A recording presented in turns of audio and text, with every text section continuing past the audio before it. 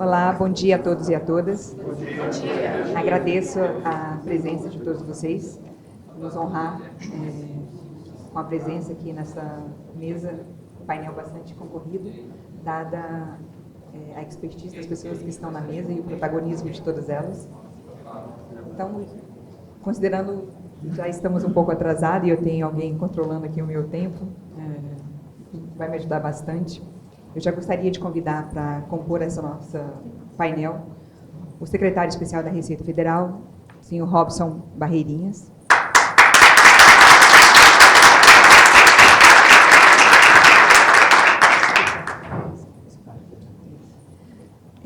Priscila Maria Santana, secretária de Fazenda do Estado do Rio Grande do Sul.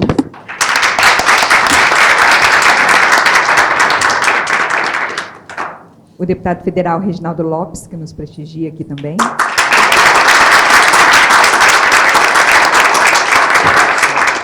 O professor Heleno Torres.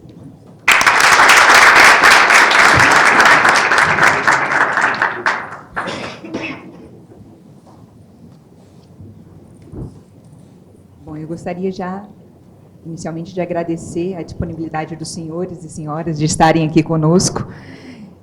O tema é pujante, há muito a ser discutido e a presença de vocês abrilhanta o nosso evento pela densidade e o protagonismo que todos os senhores têm nesse momento da discussão da regulamentação da reforma tributária. O setor de telecomunicações, ele, desde o início, ele apoia a reforma, ele tem repetidas vezes comparecido em todos os fóruns e ressaltado a importância que foi a aprovação desse marco. A gente realmente precisava de um ambiente tributário que endereçasse vários dos problemas que afetam todo o setor produtivo. O setor de telecomunicações, sem dúvida, e falávamos ainda há pouco, desconheço um setor que tenha um impacto e uma densidade em termos de escala, como o setor de telecomunicações nessa agenda tributária, porque é um setor que dialoga com os 27 estados da federação e com 5.570 municípios, uma vez que o nosso serviço é um serviço essencial, é um serviço que é a base da economia digital e que propicia toda essa conectividade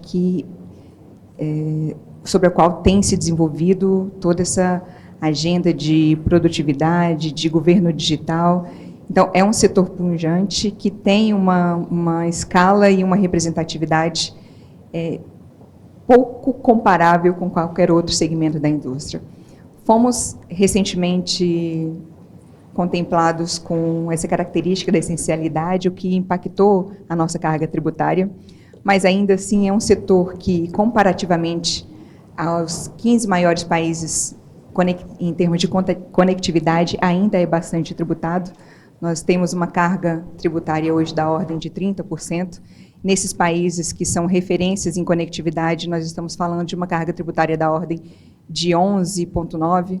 Então, ainda há espaço para a gente avançar nesse debate de cargas, porque isso, em última instância, beneficia o usuário final desse serviço, que é uma forma de viabilizar a inclusão de parcela da população brasileira que não tem acesso a serviços, né? E essa agenda, como foi colocada ontem pela ministra Esther, essa agenda de digitalização dos serviços públicos, né, ela é lastreada na base do investimento que esse setor faz. E não é um investimento qualquer, nós estamos falando de mais de 36 bilhões de investimento por ano, isso já dá um diferencial da intensidade de investimento que o setor produz, o que nos diferencia de vários outros segmentos da economia, e reforça o nosso endosso à importância desse momento, que é uma segunda etapa de um processo, acho que foi um grande marco, uma grande vitória. Os princípios que informam a reforma tributária, eles ressoam muito bem e nós esperamos que isso permeie toda essa agenda que começa agora de regulamentação. E esse painel ele é muito importante para esse processo porque a implementação, a base dela pressupõe diálogo, em especial desses atores que estão aqui presentes, aqui representados, a Receita Federal, e falávamos também há pouco, de que a própria transição e o escalonamento que foi feito com a Receita à frente do processo, com um prazo antecipado de início da implementação, porque isso ajuda a construir essa coordenação e esse alinhamento. Então, eu vejo que nunca foi tão importante e relevante pensar em federalismo de cooperação. Eu acho que esse é o desafio que está na mesa. O que nós nos propomos hoje aqui é fazer essa provocação com esses atores. Ainda temos uma agenda em discussão no Congresso Nacional, e aí a importância da presença do deputado Reginaldo Lopes aqui, e uma visão da academia, com uma perspectiva extremamente prática, dado a intensa participação que o senhor tem tido, professor, nesse debate sobre o processo administrativo que deve acontecer, né, e como estruturar esse processo. Então, sem mais delongas, eu gostaria de passar aqui, começar a fazer algumas provocações para esse debate, endereçando no primeiro momento ao secretário Robson Barreirinhas uma indagação, eu acho que é de interesse de todos aqui. O pressuposto agora da regulamentação é diálogo, né? Quem lida com a administração pública e com a Receita há muito tempo, eu venho do setor público, então eu sempre tive esse forte diálogo com a Receita, a gente percebe uma mudança de cultura dentro da instituição. Acredito que isso já tenha, conversando com Marcos Flores e o Mombelli, aí, já aproveitando, parabenizando o senhor pela equipe que está à frente desse processo, profissionais altamente qualificados e que têm tido uma postura de transparência e diálogo intensa com todos os contribuintes, né? Leva aqui o nosso elogio para eles. Mas é uma mudança cultural da Receita de ampliar esse espaço de debate. Enalteço aqui a iniciativa que vocês adotaram do Fórum do Diálogo da Reforma. E 2 pontos de destaque: essa oportunidade de participação social, essa escutativa que nós vimos, tanto por ocasião do envio de formulários de contribuição, como ali vocês se apresentando e colocando os problemas, e às vezes compartilhando conosco que ainda não tem a resposta, mas que estão construindo, e que aquele momento era importante para a formação de convicção. E um outro ponto muito interessante desse momento foi que, ao lado de vocês, estava um representante do Comitê Gestor, né, mostrando esse alinhamento, essa vontade de coordenar e alinhar e endereçar problemas de forma conjunta. Então, isso, para mim, é um marco desse processo. Mas, dado isso, a colocação que a gente faz aqui como é que está o processo de implementação, visto que a Receita está à frente desse processo? Como é que está a discussão da regulamentação e a transição desse modelo tributário? E, se possível, enfatizar os desafios tecnológicos e operacionais que vocês estão vivenciando, né? Por favor, secretário. Bom dia a todos, muito obrigado pela introdução, bom dia a todos. Daniele, bom dia aos colegas aqui na mesa, deputado Reginaldo Lopes, colega secretária Priscila, professora Helena Torres. De fato, a reforma tributária, a regulamentação e a implementação, de fato, são marcos no federalismo de cooperação. Não há como, de fato, avançarmos na reforma sem uma cooperação estrita entre União, os estados e municípios, pelo lado dos estados, até pela natureza, né, do IVA dual. Não há uma regulamentação federal, é uma regulamentação nacional, porque a regulamentação da CBS necessariamente deve espelhar e ser espelhada pela regulamentação do IBS. E dado o prazo, inclusive, curtíssimo que nós temos, né, o nosso sistema da Receita ele tem que estar pronto no ano que vem, para teste, já em janeiro do ano que vem, e para funcionamento total, em termos de arrecadação da CBS, em 2027. Então, o prazo é muito curto. Então, é uma diretriz, de fato, da Receita Federal, essa cooperação, esse diálogo, mas é também uma imposição da realidade, né? Não havia outra forma de construir tanto a regulamentação quanto o sistema a ser implementado sem diálogo. Não teria como a Receita Federal preparar algo para depois iniciar o diálogo. Essa construção necessariamente teria que ser feita em conjunto. E como nós operacionalizamos isso? Nós criamos 30 grupos temáticos para a regulamentação e 33 ou 35 grupos temáticos para a implementação do sistema, fora outros tantos grupos pontuais, conforme os desafios foram sendo enfrentados. Cada um desses grupos tem interlocutores na sociedade civil, com o comitê gestor, com os representantes dos municípios, exatamente para que a construção seja feita conjuntamente. De novo, não havia como a gente construir a nossa visão para depois iniciar o debate. Para esse diálogo funcionar, em relação aos 30 grupos de trabalhos de regulamentação coordenados pelo Fernando Mombelli, nós convidamos 200 entidades para participar diretamente, apontando pontos focais. Esse foi o primeiro movimento, né? Então, nós permitimos a participação da sociedade via entidades representativas, inclusive do setor de telecomunicações, para permitir esse contato direto com cada um dos membros desse grupo de trabalho. Fomos compartilhando, antes do comitê gestor, com o pré-comitê gestor e com o Cefaz, as nossas percepções. Os estados e municípios também foram compartilhando conosco para construir conjuntamente isso. Tivemos, algumas semanas atrás, o Fórum de Diálogos, em que nós nos abrimos a esse debate, claramente. Nós já tínhamos mais de 2.000 sugestões vindas desses pontos focais das entidades, e, de fato, nós abrimos o debate não para colocarmos a solução, mas para dialogarmos e encontrarmos juntos essa solução. As soluções elas têm que ser encontradas conforme a coisa caminha. Então, me parece que esse modelo de construção tem tido muito sucesso. E ele é um exemplo a ser reproduzido em outros modelos, em outras situações, também de construção normativa dentro da Receita Federal.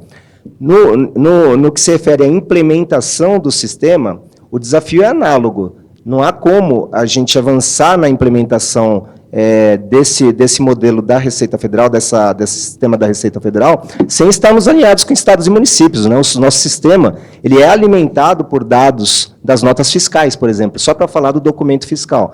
O documento fiscal ele é regulamentado por estados e municípios.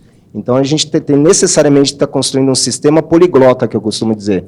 Nós não estamos impondo um modelo de documento fiscal, mas o nosso sistema tem que ser capaz de extrair de todo tipo de modelo de documento fiscal, aqueles elementos essenciais que permitam o processamento dentro do nosso sistema e o enriquecimento desses dados. Essa é uma grande revolução do sistema que nós estamos construindo. Nós vamos pegar lá alguns dados, a gente não precisa de todos os dados da nota fiscal necessariamente.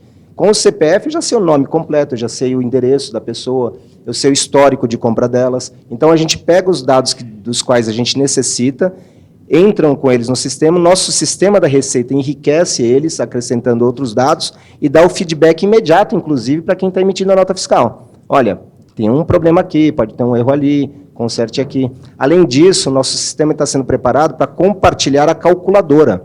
A calculadora é a parte do sistema que lá internamente faria o processamento para jogar determinadas operações na nossa matriz de risco. Em vez de eu fazer isso a posteriori, eu já aviso antes o contribuinte. A gente está disponibilizando a calculadora para os desenvolvedores. Olha, está aqui. É esse sistema aqui que a Receita Federal vai utilizar para verificar se tem algum erro. Já coloca no teu sistema, a gente não está impondo, evidentemente, esse uso. Mas, veja, nós estamos afastando a surpresa. O desenvolvedor, o contribuinte, ele não é obrigado a seguir o entendimento da Receita, mas a gente já diz de antemão qual que é o nosso entendimento por meio dessa calculadora. E, repito, permite-se com isso que se diminua também o litígio, na hora que esses dados entrarem ali e nós processarmos, se o sistema ali de entrada utilizou a mesma metodologia, a mesma calculadora, muito provavelmente não vai haver nenhum problema nessa sistemática. Mas isso, falando em desafios, é um primeiro desafio, né? Essa interconectividade com sistemas que estão sendo desenvolvidos. Para isso, nós estamos ampliando gradativamente as conexões de empresas ao nosso sistema no nosso piloto. O nosso piloto já começou há uns 2 meses com 50 empresas. Nós vamos chegar a 500 empresas conectadas ao nosso sistema fazendo essas trocas. E conforme os bugs vão aparecendo, a gente vai ajustando. Também a construção do sistema está sendo feita em conjunto com o mercado, né, com as empresas ali parceiras da Receita Federal nesse desenvolvimento. Um outro grande desafio é a plataforma de pagamento, né? a sistemática de pagamento vai ser revolucionária, né? Principalmente por conta do split payment e, no momento seguinte, o cashback. Para se imaginar o desafio que é o split payment, imagina, você hoje faz um pagamento por Pix, ele se processa em segundos, em fração de segundo. E nós vamos ter que usar, muitas vezes, esse mesmo sistema do Pix para colocar muito mais informação nele. Então, nós estamos já em diálogo com o Banco Central, ele participa desse debate para, por exemplo, abrir um espaço lá no Pix, quando você for fazer, para fazer um link com o documento fiscal.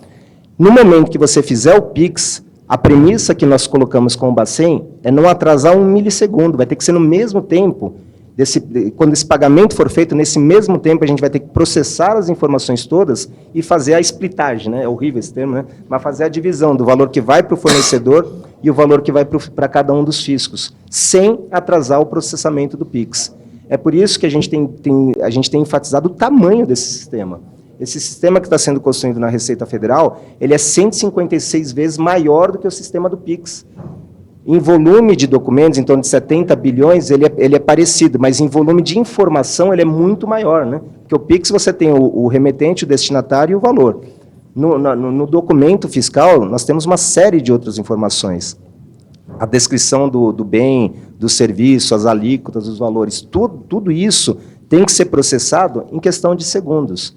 E nós vamos ter temos um modelo do split inteligente, que é totalmente automatizado, mas no início a gente vai ter que começar com split intermediário. Por quê? Porque nem sempre nós vamos ter todos os dados, por exemplo, dos estados, do comitê gestor, em relação aos créditos que aquele fornecedor tem. Então, a gente vai fazer uma primeira splitagem e, minutos ou hora depois, quando nós recebermos a informação dos créditos, por exemplo, que aquele fornecedor tem direito, a gente vai recalcular e fazer o ajuste em seguida, naquele pagamento, o mais rapidamente possível. Exatamente, a lei nos dá 3 dias para fazer isso, mas a gente quer fazer em minutos ou em horas. Assim que nós recebemos a informação que eventualmente não tenha sido recebido no sistema, relacionado a créditos, por exemplo, do IBS, assim que nós recebermos, nós vamos fazer o ajuste ali do pagamento para que o contribuinte nem perceba qualquer diferença, ele vai receber exatamente o preço do seu produto. Esses desafios estão bem equacionados por isso, por esse diálogo, por esse trabalho cooperativo. Obrigada, secretário. Só aproveitando um ponto da sua fala, o setor já está participando do projeto, por entendermos que isso é uma oportunidade de aperfeiçoamento, e só ressaltar que nós hoje vivenciamos um duplo desafio, que é, ao tempo em que a gente está se adequando para a transição, nós também passamos por um processo de adequação do nosso documento fiscal, que é a NFCOM, né? Isso coloca a gente num cenário mais desafiador ainda. E é o que a gente tem pedido nessas falas, nesses espaços, é a compreensão do custo que é fazer todas essas adequações e a gente buscar algo que seja mais simples, que atenda a ambas as partes com o menor custo operacional possível, né? Bom, obrigada, secretário. Eu vou passar aqui para Priscila. Obrigada, Priscila, por estar aqui conosco. A sua experiência, você vem falando pelo comitê, indicado pelo comitê gestor. Estamos felizes de você ter aceitado o nosso convite, mas você traz um diferencial na sua fala, que foi a sua vivência por mais de 6 anos à frente da Subsecretaria de Relações Financeiras Intergovernamentais do Tesouro. Então, você estava fazendo esse diálogo com os entes subnacionais e, de repente, você, num momento importante como esse, migra para um ente subnacional. Eu acho que isso te dá uma visão muito particular desse processo e é nesse contexto que eu peço que, se possível, exponha para a gente como que os fiscos estaduais têm se preparado e planejado para essa implementação, que iniciativas estão em curso. Nós sabemos que o Estado do Rio Grande do Sul é uma referência em termos de administração fazendária, então você está num locus muito importante para a gente de inovação. E que riscos arrecadatórios e operacionais vocês estão vendo nesse processo de transição?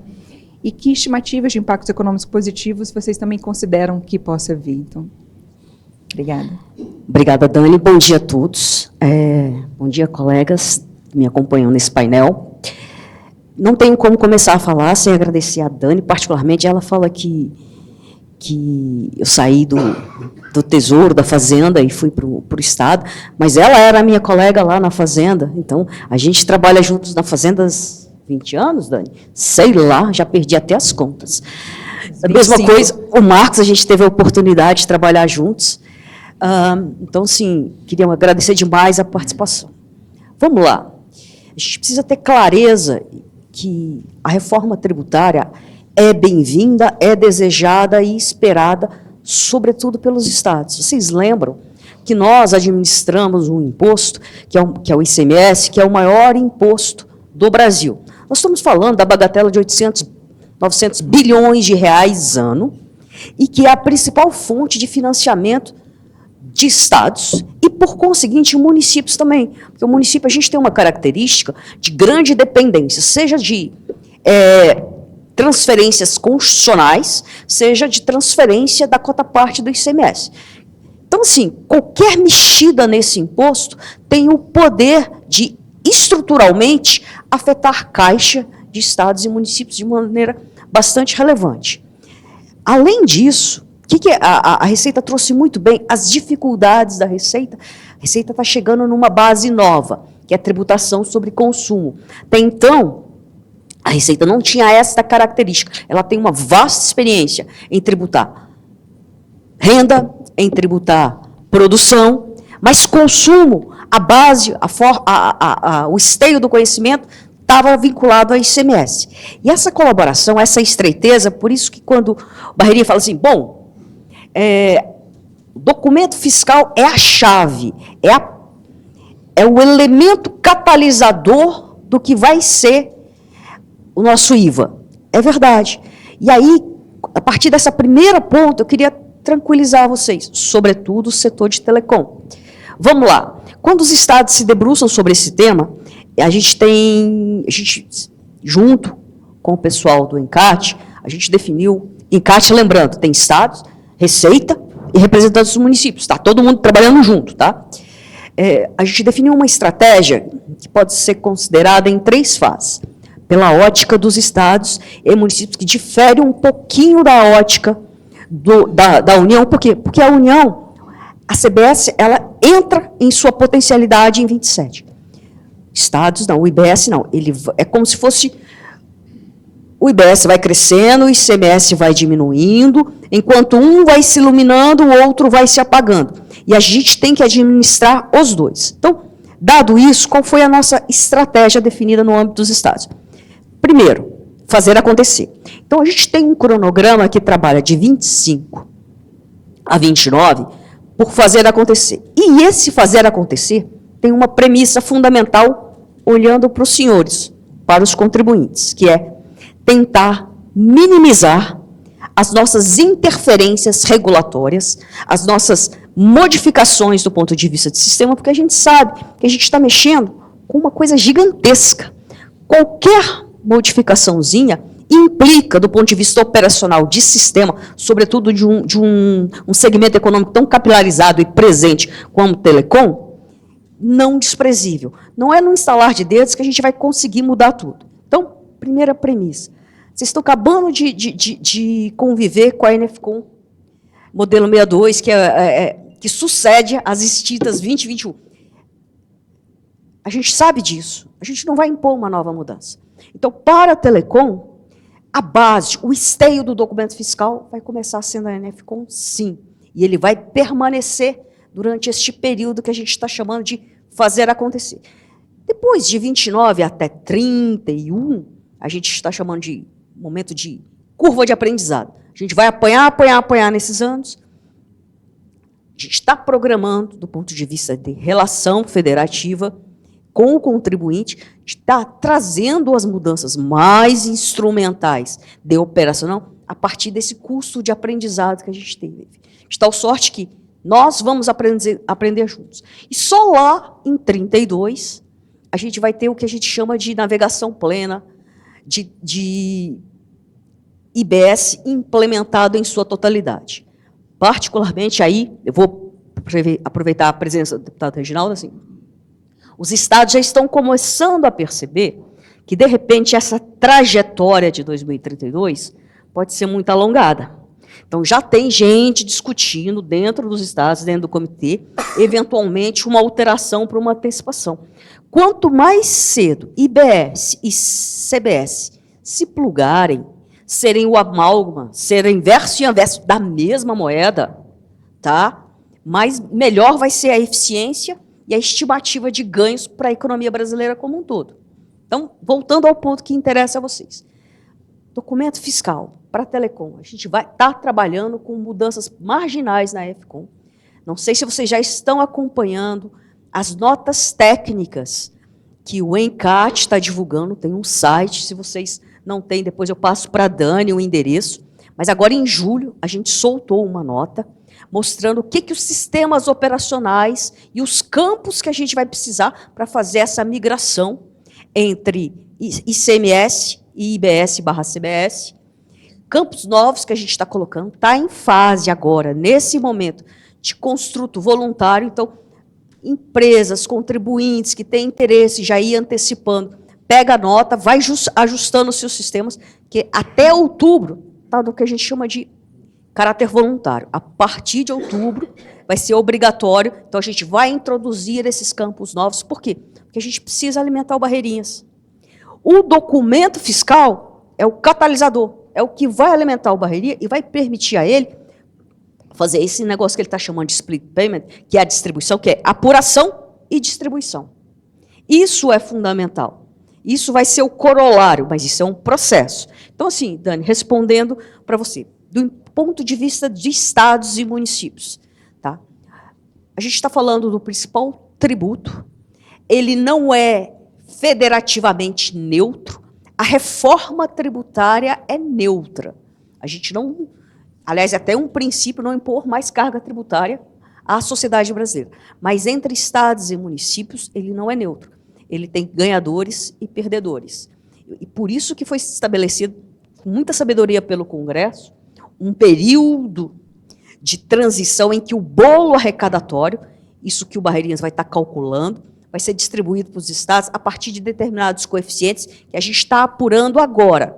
Tá? Esse é o momento de apuração, que é a chamada fatia do bolo, a cota-parte de cada estado no ICMS. Então, essa vai ser a regra de repartição. Então, por isso, é evidentemente que, de largada, a mudança do conceito de origem para destino impõe perdas para um conjunto de estados. Tá? Por isso que ter o Barreirinhas bem alimentado e saber o mecanismo de distribuição para a gente fazer a compensação entre perdas dos estados é fundamental. O que eu quero dizer com toda essa conversa? Que estados e municípios estão imbuídos, sim, porque essa é a sua principal fonte de financiamento de políticas públicas, estão comprometidos, temos desafios gigantescos, que não é por conta da reforma tributária, eu preciso deixar isso muito claro. O federalismo cooperativo no Brasil, ele é mais um desejo do que uma prática. A gente sabe disso. E esse, me parece, ser o locus, o ethos ideal para a gente construir de verdade esse espírito de cooperação. Mas isso ainda não tá consolidado. Haja visto as dificuldades que a gente está tendo no comitê gestor. Não é segredo para ninguém que o comitê gestor hoje está instalado única e exclusivamente com representantes do Estado. Eu faço parte, eu represento, eu integro, são 10 secretários que estão à frente, são todos os secretários, mas existe um grupo de gestão, vamos dizer assim, que estão à frente desse processo. Sentimos muita falta, uma saudade imensa dos nossos amigos municípios. Tá? O que a gente está fazendo para tentar minimizar isso? A gente está trabalhando na base, nos técnicos. Os técnicos, tudo que o comitê gestor está produzindo, ele está informando aos municípios, aos seus técnicos, está convidando a participar. Mas a gente espera, e aí, deputado, acho que esse é um ponto que a gente precisa discutir. Nós ainda temos um marco legal em construção, que é o PLP 108, que eventualmente a gente precisa voltar, revisitar essa questão, porque municípios são peças fundamentais na construção desse nosso desenho, desse nosso desafio. Obrigada, Priscila. Muito bom poder dividir esse espaço com você. E, como eu disse, a sua visão seria muito rica nesse processo. Acredite, nós acompanhamos com muita atenção tudo que é construído nesses fóruns, né? Fico feliz quando você externa que a ideia é fazer ajustes com o menor impacto possível, e isso é sempre o nosso pedido, tá? Dado o contexto que a gente está. E aqui eu vou deixar, no dia do Fórum do Diálogo na Receita, que você teve a oportunidade de abrir junto com Barreirinhas, você puxou uma fala, eu não sei como isso repercutiu internamente, mas você disse que pretendia levar para o comitê também essa dinâmica, né, de se abrir para a sociedade civil, para os contribuintes de uma forma geral, para ouvi-los também nesse processo, né? Então, eu vou endossar essa fala que você teve lá e reiterar que isso seja conduzido também lá dentro. Acho que a gente ganhamos todos nesse processo. Obrigada pela sua fala. Bom, um outro lado desse processo é pensar, assumindo que, eventualmente, isso transborde para um fórum de contencioso, como que está essa discussão relativa à estruturação desses órgãos que vão enfrentar essa problemática, né? Há uma preocupação de todos os setores econômicos, do nosso não seria diferente, de que a reforma e a sua implementação não amplie esse nosso contencioso administrativo. Há hoje essa preocupação, isso está posto, inclusive, como uma preocupação do Judiciário, que constituiu recentemente um grupo de trabalho com expoentes da área acadêmica e interlocutores relevantes nesse processo, para pensar como vai ser a construção desse modelo. E aqui, professor Heleno, eu abro para você, se você puder trazer essa visão, dado que o senhor integra esse fórum, certamente devem estar acontecendo discussões muito ricas. Se o senhor pudesse trazer para a gente a percepção da construção desse novo arranjo e quais os desafios que estão associados e que meios que poderão ser empregados para visar e ampliar a segurança jurídica, essa uniformidade processual e a efetividade, evitar esses conflitos de julgamento tributário. Obrigada. Muito obrigado. Bom dia a todas, bom dia a todos. É um prazer estar aqui nesse fórum. Queria saudá-los aqui na pessoa da nossa queridíssima secretária do Rio Grande do Sul, que tem feito um trabalho magnífico, né? Um trabalho incrível, reconhecido por todos, não apenas no comitê gestor, mas em todos. Saudar o secretário Barreirinhas, meu querido Reginaldo, que trabalhou intensamente na construção do texto, especialmente não só da PEC, mas como relator na Lei Complementar 214. E agradecer, Dani, o Marcos, pelo convite aqui, de estar nesse fórum tão importante. Eu trabalho há muitos anos com telecom, meus primeiros livros sobre tributação e telecom vêm de, 2002, 2003, então é um setor que eu conheço profundamente e entendo que, de fato, nós teremos grandes desafios, né? O setor de telecomunicações ele vai atuar tanto na infraestrutura, na implementação, porque todo esse split payment vai depender muito dos sistemas de transmissão de dados e etc., como também terá um impacto muito grande em relação a toda essa mudança, né, da dinâmica origem-destino.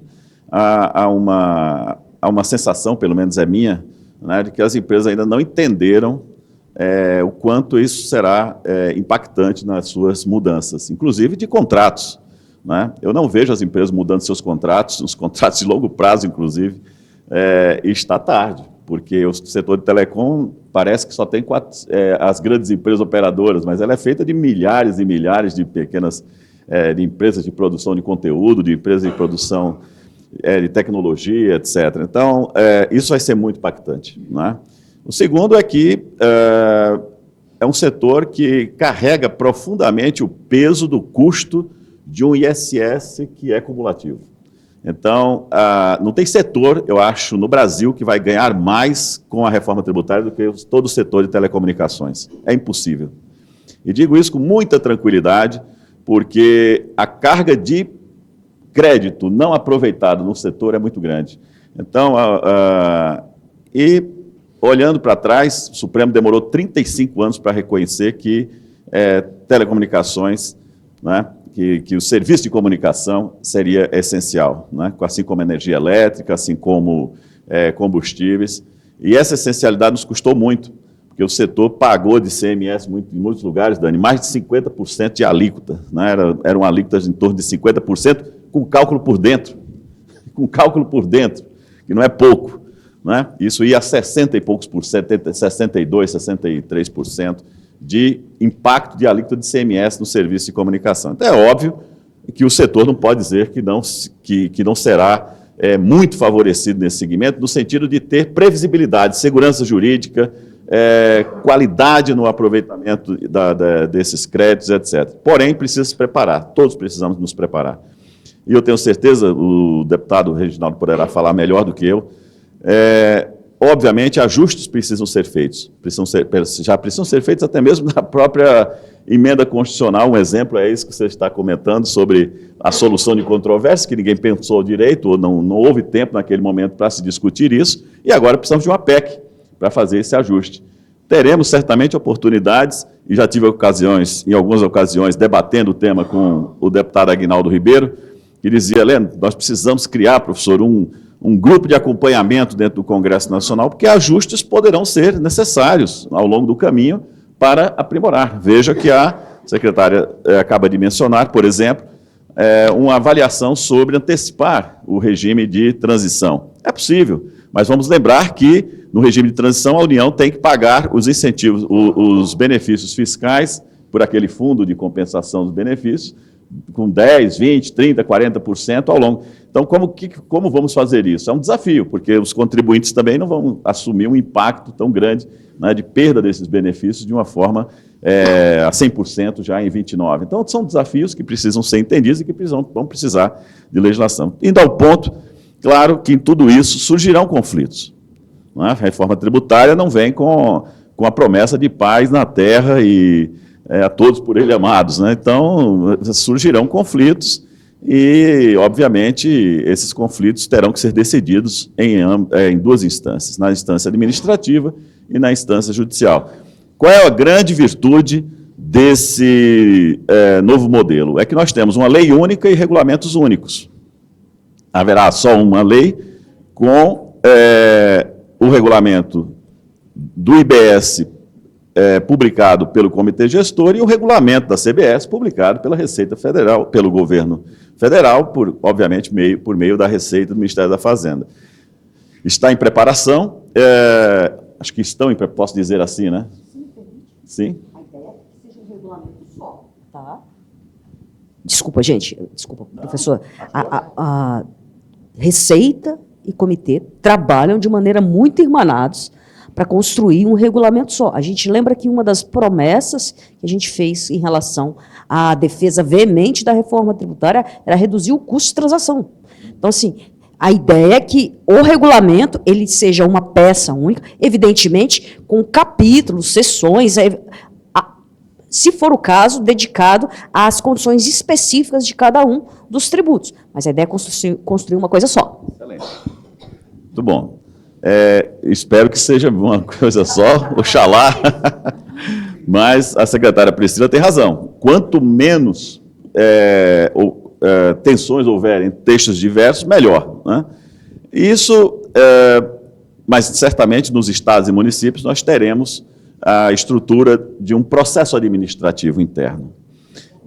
Esse processo administrativo interno, mesmo que sob a égide de um regulamento único e de uma lei única, fará surgir, certamente, né, algum conflito que irá chegar até o ápice do comitê gestor e ali haverá, então, uma uniformização. Essa é a vida do processo administrativo. E no processo judicial?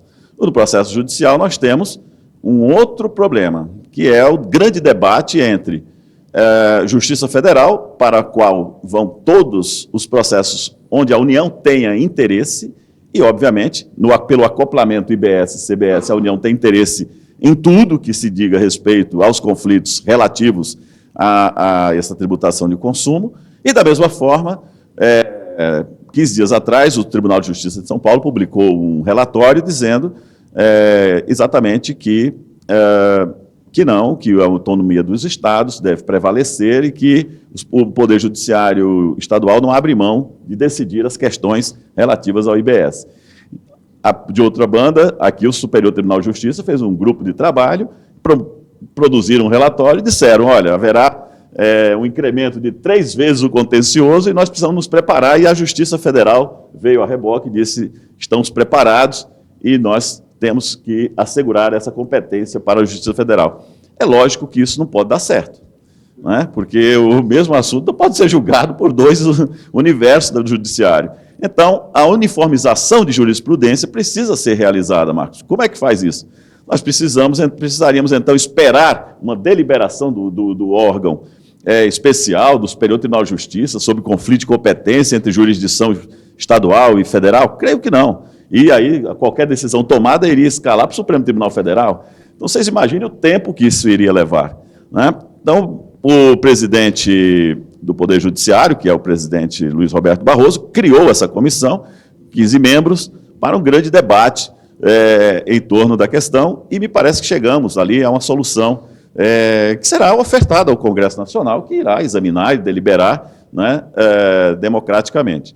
Que é a seguinte, ao invés de nós termos uma e outra justiça com idênticas competências, ter uma competência especializada, unicamente para julgar as causas de IBS e CBS, composta por de igual número, né, de desembargadores estaduais, desembargadores federais, juízes estaduais, juízes federais, e estes receberiam esses processos online, né, todos esses processos seriam julgados de forma virtual, e eles estariam em vários tribunais, independentemente do estado, etc., e essa composição, então, teria, portanto, a primeiro grau, segundo grau, dentro dessa estrutura de justiça 4.0, e, consequentemente, nós teríamos ali, ao final, a decisão, que poderia até sofrer recurso para o Superior Tribunal de Justiça, subir para o Supremo Tribunal Federal, a depender das competências e das matérias que forem objeto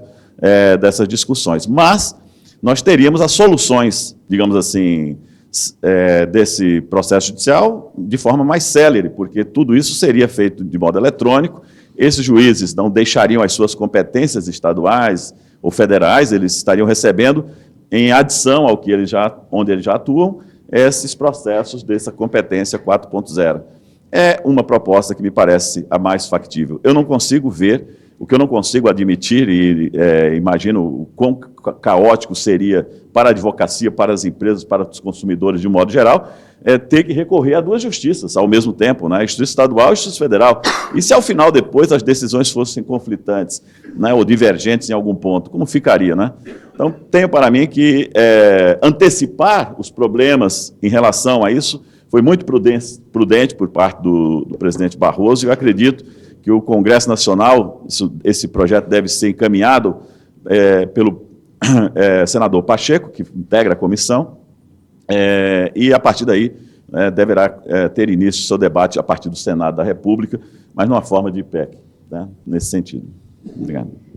Obrigada, professor. Acho que traz um bom panorama do que está acontecendo e do desafio que tem. É tudo um problema complexo, né? E deixamos por último, mas não menos importante, a fala do deputado Reginaldo Lopes, até porque eu acho que era importante ele ter essa perspectiva dos painelistas. Acho que está muito claro que ainda já foi feito muito no Congresso, mas ainda há um grande dever de casa ali. Inclusive, aproveitando, ainda está tramitando o PLP 108, nós percebemos que algumas questões que escaparam à legislação complementar, a 214, estão se tentando endereçar ali, aspectos operacionais que não foram contemplados à época, e a gente espera que haja uma boa receptividade no Congresso em relação a esses ajustes operacionais que estão sendo vivenciados. No momento que você senta para regulamentar, é que essa problemática aparece. Então, a gente, até esses 2 tempos do processo, tem ajudado a enxergar isso melhor, mas há algo além disso, né? E como o professor Heleno colocou, acho que é importante como que essa casa acompanha esse desdobramento, né? E como é que vocês estão vendo esse processo e os espaços de aperfeiçoamento desses textos. Por favor, deputado. Bom dia para todos e todas. Cumprimentar a Daniela e a Priscila. Cumprimento todas as meninas, né? Os meninos, Robson e Heleno. Primeiro, nós apresentamos para o presidente Hugo Mota a criação de uma comissão externa para acompanhamento do Parlamento, talvez Câmara e Senado conjuntamente, uma comissão externa mista. É importante justamente para socializar as informações e também estudar proposições, né? O professor Heleno traz aqui a questão dos ajustes que poderão ser resolvidos no Poder Judiciário ou administrativamente, mas vários outros poderão ser resolvidos também no Poder Legislativo. Então, esta comissão externa, ela quer socializar, por exemplo, as informações do nosso secretário, né, Barreirinhas, que traz aqui quase uma prestação de contas da implementação da reforma, que são informações extremamente precisas e confortáveis para aqueles que sonham de consolidar esta reforma.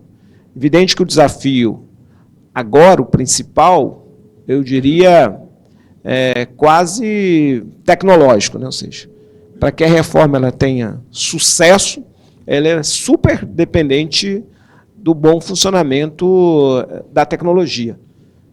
Nós estamos falando aí de da linguagem dos meios de pagamentos, como é que eles estarão todos conectados, né, dentro do modelo de nota fiscal, dentro do modelo de declaração pré-preenchida, para a redução da carga tributária, combate à sonegação, fraude e inadimplência, é fundamental o split plan, ou seja, o seu funcionamento pleno, né? Nós somos um país muito moderno, muito tecnológico, mas nós vamos ter que fazer esse diálogo com a grande paixão do povo brasileiro, que é o nosso PIX, ao mesmo tempo, né? O PIX é uma relação unilateral de meio de pagamento, como que vai se dar essa conexão? Muitos desafios, né? O combate, acho que o instrumento que nós criamos de combate à economia informal, que é o nosso cashback, a devolução personalizada, que tem dois papéis, né, o de progressividade nesse sistema tão desigual de justiça tributária brasileira. O cashback ele vai ter um papel extraordinário nesse modelo de impostos indireto, mas, ao mesmo tempo, ter progressividade, mas também vai ajudar no combate da sonegação e da economia informal. Então, todo esse processo está no campo tecnológico. Evidente, nós temos uma Receita Federal também muito moderna, nós temos o CAD único, que é um cadastro de políticas públicas extraordinário do ponto de vista de informações de cada brasileiro e brasileira, super federativo, conectado com todos os municípios. Isso mostra como esta reforma vai mudar o patamar do nosso federalismo, que, por enquanto, é um faz de conta. Agora não. Exige, de fato, esse fortalecimento. Esse comitê gestor, uma mesma legislação, naquilo que é a mais importante, né, para a implementação das políticas públicas, que é a arrecadação, né? Pode até não existir Estado, mas tem que ter arrecadação para ter políticas públicas. Então, nessa perspectiva, nós vamos dar um salto de qualidade. Agora, do ponto de vista da Câmara, do Legislativo, Câmara e Senado, nós ainda temos algumas tarefas também em curso, né? Por exemplo, terminar a votação do 108, né? Acho que ali precisamos já fazer algumas correções do ponto de vista desse fortalecimento federativo, mas é evidente que não sei se é o momento para a gente reabrir uma espécie de terceiro turno do ponto de vista dos regimes. Eu acho que qualquer ajuste tem que ficar para um outro momento. E aí, depois desta comissão de juristas, um pouco depois desta relação federativa, porque nós fizemos uma reforma extraordinária, muito estruturante, talvez no momento que a política é mais polarizada. Isso é interessante, né? Você conseguir aprovar uma reforma tão estruturante que muda a qualidade da República Federativa Brasileira, do federalismo brasileiro, no momento de maior polarização. Mas ainda sentimos ali parte dessa polarização, porque se nós temos uma legislação única, um comitê gestor, poderia ter um único imposto, né? Isso é um debate adiante da unificação de um único imposto de valor agregado. Também temos desafios. Compartilhar depois a criação do Fundo Nacional de Desenvolvimento Regional, tem ali desafios federativos da sua aplicação, que vai dar um salto de qualidade extraordinário do ponto de vista de política de integração nacional, como o país realmente vai usar um novo instrumento mais eficiente de dar uniformidade a esse país que é quase um continente. Então, isso também é um outro desafio que está colocado. Temos ainda a lei ordinária sobre as alíquotas do imposto seletivo, imposto do pecado.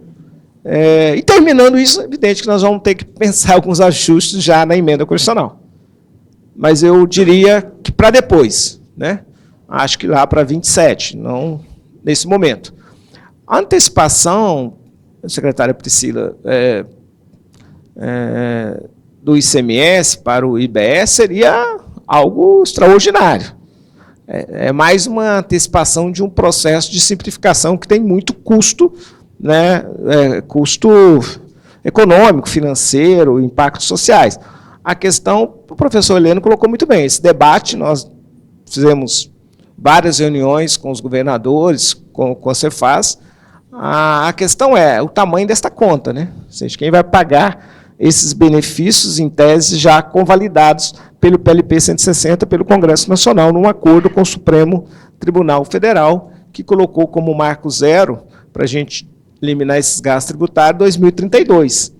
E é uma conta razoável aí de alguns trilhões, se a gente for garantir essa antecipação. Isso daria uma insegurança jurídica, mas tudo é possível. Eu acho que depois de consolidar toda essa implementação da reforma, talvez seja possível reabrir esse debate, né, e imaginar aí como garantir a segurança jurídica, esses benefícios que, de uma forma ou de outra, foram precificados no preço, no custo, na margem de lucro, não sei onde estão precificados. Nós vamos perceber que esse não é o melhor instrumento para fazer justiça tributária, porque não chega até o bolso do consumidor, né, o instrumento deve ser outro, né.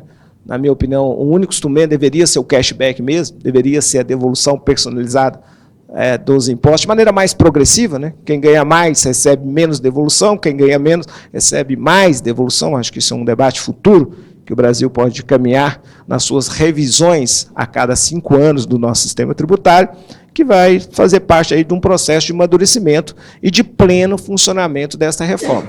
Então, vejo com bons olhos, o parlamento está sempre com as portas abertas, o presidente Hugo Mota deve criar esta comissão externa de acompanhamento, estamos desenhando se ela será do Congresso Nacional ou será da Câmara, mas nós estamos aí esperando apenas a votação do PLP, do Comitê Gestor, para imediatamente a gente criar essa comissão externa. Obrigada, deputado. Acho que nós teríamos muitas horas para falar aqui e prenderíamos a atenção de todo esse público, mas eu estou premida pelo tempo, então vou buscar um fecho aqui, abrir um espaço para vocês, brincando, se nós fôssemos fazer uma nuvem com as principais palavras do que foi dito aqui, eu acredito que desafio seria a que teria maior visibilidade, né? Porque, de fato, é o momento que a gente vive. Mas para a fala final, eu gostaria de enfatizar um outro aspecto. Assim, o que a reforma deixa de legado na perspectiva de vocês? E que aspectos poderiam também já ter sido antecipados e que, por necessidade, circunstâncias, e aí o ponto que o deputado coloca, ela era tão necessária, a reforma, que mesmo o ambiente contencioso de essa dicotomia política que vivemos não foi impeditivo para a construção desse texto, né? Isso mostra a urgência e a relevância dela. Então, eu abro aqui alguns minutos de fala de vocês sobre isso. O legado e o que está por vir, né? O que não foi contemplado ali, que vai vir, como o próprio deputado já antecipou alguns pontos. Secretário, por favor. Acho que de legado, Acho que são dois principais no meu ponto de vista. Um pelo aspecto empresarial, o outro pelo aspecto de justiça fiscal. Pelo empresariado, é um incentivo à eficiência por conta da neutralidade a ser alcançada por uma efetiva não cumulatividade. O professor Heleno Torres deu o exemplo aqui do setor de comunicações. Muitas vezes o grupo empresarial se organiza não da forma mais eficiente, conforme sua operação, mas da forma indicada pelo sistema tributário, o que é uma loucura, né? Então, essa neutralidade que nós estamos alcançando por uma alíquota mais ou menos uniforme, com a possibilidade de creditamento amplo, né? A regra é o creditamento ou apropriação de crédito, com uma única exceção lá dos bens de uso e consumo, e isso cria um ambiente muito mais eficiente, propicia uma maior eficiência econômica. E pelo lado da justiça fiscal, o deputado Reginaldo Lopes bem levantou a questão do cashback, que eu concordo com ele, né? É uma ferramenta importantíssima, talvez tenha que ser reforçada no futuro, né? A população, no momento em que ela perceber aquele retorno do tributo na sua conta, que vai ser feita de uma maneira antecipada, ou em determinados serviços, como de comunicação, né? O cashback já é na cobrança, quer dizer, já vai ter o abatimento para aquelas famílias cadastradas no CadÚnico com aquela renda menor do que meio salário mínimo per capita. Essa visibilidade da tributação e também da não tributação via cashback permite uma maior percepção do que é justiça fiscal e do quanto a gente tem que avançar ainda em relação aos demais tributos. Acho que são esses dois aspectos que, para mim, chamam mais atenção em termos de legado. Obrigada. Priscila? Falar em legado é sempre muita responsabilidade, mas, pela ótica federativa, olhando pelo prisma de estados, sem dúvida nenhuma, o principal legado da reforma é efetivamente o fim da guerra fiscal. Pelo menos no seu instrumento mais potencializado, que foi a disputa por alíquotas de ICMS e distribuição de incentivos. Eu não tenho a menor dúvida de que isso é um legado indiscutível. Um legado da justiça tributária também, e aí eu queria só fazer uma propaganda do meu estado, o Rio Grande do Sul. É o único estado da Federação Brasileira que aplica o cashback. Já tem 6 anos que a gente implementa essa política. Devo dizer para vocês que ela é extremamente exitosa, ela é focada, ela endereça efetivamente o conceito de distribuição da carga tributária da forma mais justa possível. Então, assim, se vocês querem um depoimento, uma vivência, o Estado do Rio Grande do Sul, convido todos vocês a conhecerem o que o Rio Grande do Sul aplica no seu cashback. Bom, que é o chamado Devolve ICMS. No Rio Grande do Sul, o nome da política pública é Devolve ICMS. Então, esses dois legados eu gostaria de reiterar. E, por fim, um terceiro, que eu acho inconteste, e aí, deputado, por que eu tenho falado dessa antecipação? Como o legado é o fim da guerra fiscal, nós temos um debate que está posto, que é a questão do fundo de compensação dos incentivos tributários já concedidos e convalidados. Isso vai se tornar premente. A Receita Federal fez um convite agora, recente, a gente está com um grupo trabalhando, estruturando como vai ser isso, como vai ser essa regra de desmame, tá? E eu acho que ali vai aparecer, sim, muito conflito, porque a regra do fundo de compensação, ele traz suas travas, seus valores financeiros. Quem conhece e milita sabe que aqueles valores que constam são insuficientes.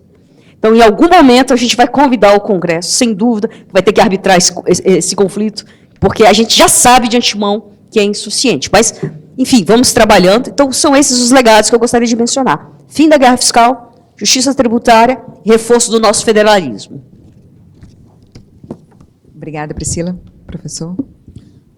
O primeiro grande legado dessa reforma, sem dúvida, é a cooperação entre as unidades federativas. Nós sempre tivemos um federalismo muito isolacionista, né? Os estados do Sul, Sudeste, às vezes, não dialogavam com tanta intensidade com os do Centro-Oeste, do Norte, Nordeste, e, a partir dessa reforma tributária, eles estão, não vou dizer condenados a conviver, mas estão agora convidados a conviverem, porque as votações do comitê gestor são unânimes, né? Então, essa unanimidade, que eu pessoalmente gostaria muito de estar lá para entender como é que será construída essa unanimidade, mas acredito eu que isso primeiro é o grande legado, que é não só uma reforma tributária, mas uma reforma do federalismo brasileiro. né? Até porque essa mudança de origem e destino ela trará essa repercussão financeira.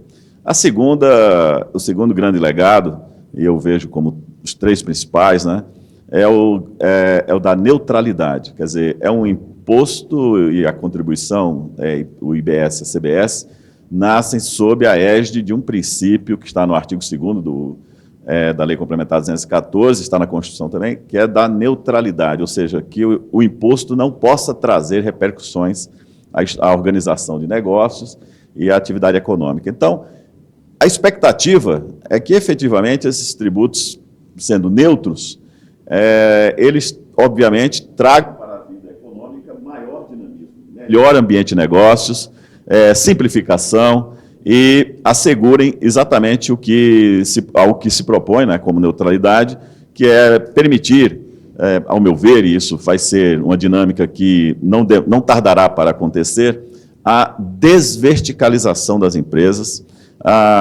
e uma maior horizontalidade na disposição da atividade empresarial como um todo. Então, muitas vezes, por conta dos problemas com créditos de PIS e COFINS, né, a Receita Federal criou um monstro sobre um conceito de insumo, e isso fez com que as empresas fossem concentrando suas atividades. Então, a empresa não tem nada a ver com negócios de armazenamento, de transporte, mas ela é obrigada a ter armazenamento, a ter transporte, para evitar dificuldades com creditamentos.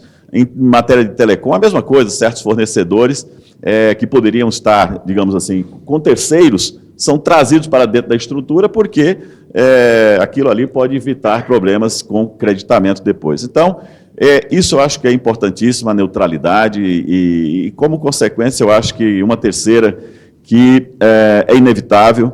Eu acho que esse tributo ele tem uma digitalização muito grande e, por consequência, nós veremos também uma facilitação nas suas obrigações acessórias. Se vier essa simplificação prometida, e eu acho que isso está muito claro, essa promessa de um tributo digital e um tributo simples na execução, talvez não na regulamentação, mas na execução, né, eu acredito que, por si só, esses três, né, neutralidade, simplificação e cooperação, serão as marcas principais desse tributo daqui para frente. Obrigada. Deputado? Lá na Câmara tem um instrumento que dar como lido, né? Ou está dito, né? Como diz o saudoso Zé Maria Alckmin. Então, está dito. Eu fecharia aqui com os legados do professor Heleno, da secretária Priscila, também do nosso secretário Barreirinhas. E acrescentaria também 2 legados. Eu acho que o grande desafio da economia brasileira é romper com esse modelo de economia primária exportadora. Eu acho o Brasil se transformou de 80 para cá numa república primária exportadora. Não tem problema algum exportar o setor primário. Mas o país pode mais.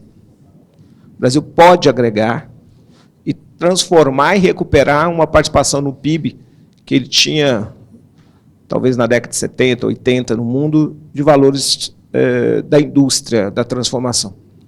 É um erro achar que tem nação verdadeiramente sem política monetária, moeda e Banco Central e sem indústria.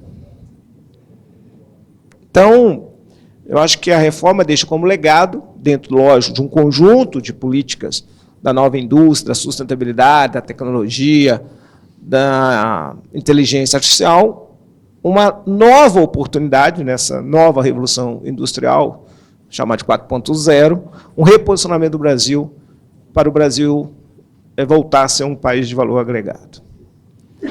E aí deixa um outro legado, que, na minha opinião, é romper com a armadilha de ser um país de renda média per capita pequena. Não tem como ser também nação e ter uma economia desenvolvida com tamanha desigualdade e concentração de renda. E na sua base, ampla maioria, mais de 90%, uma renda per capita muito pequena. Então não tem modelo econômico que pare de pé e que tenha sustentabilidade a médio e longo prazo. Então, os 2 legados estão extremamente interligados. Ou seja, fazer o Brasil mudar o patamar e agregar mais valor e produzir mais riqueza. No modelo compartilhado de distribuição dessa riqueza, que o resultado é colocar dinheiro no bolso do andar de baixo, com vários instrumentos. O cashback é um, mas a reindustrialização gera emprego de valor de maior renda per capita. Então, aí sim, o Brasil caminha para ser essa nação, uma das nações mais ricas, na minha opinião, do planeta, porque ela tem aí um conjunto de vantagens comparativas do clima, do solo, dos minérios, da sua inteligência, do seu povo, da sua cultura, do seu posicionamento, que vai fazer o Brasil ser melhor para todo mundo. Então, acho que esses são os legados. Obrigada, deputado. Bom, se me permitem, eu endosso todas as visões de legados que foram colocadas aqui. Reforço essa fala final do senhor, deputado. De fato, a gente pode mais, e entendo que isso vem muito... o setor, ele é um vetor desse valor agregado. Então, assim, isso se dará nas bases do investimento que é feito no nosso setor. E ressalto aqui também o fato de que é um setor que correu lá atrás para ser incluído nessa alíquota de cashback. Então, assim, era nosso desejo ser reconhecido como esse setor essencial e que justificaria essa devolução pelo efeito extraordinário que esse instrumento tem. E o que a gente vivencia hoje é um desafio de implementá-lo. É o que a gente está sentando com a Receita, com o CERT, de preservar esse ganho da sociedade brasileira e implementá-lo da melhor forma possível. Tá? Bom, gente, é isso. Eu agradeço demais a presença e a fala de todos os senhores e senhoras. Foi uma honra estar aqui com vocês e agradeço a atenção de vocês durante todo esse período. Muito obrigada.